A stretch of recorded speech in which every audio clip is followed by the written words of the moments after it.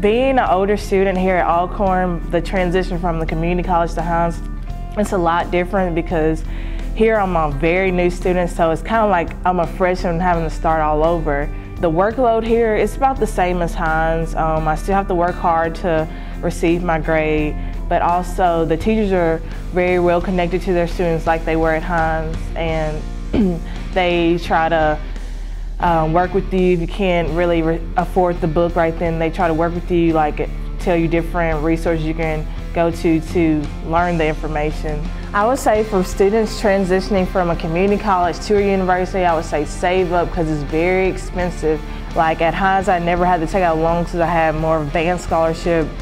Here I had to take out more loans. And also I would say get to know your school that you are transferring from. Like know if it's a HBCU, know what they offer and different organizations they offer to make your transition more comfortable.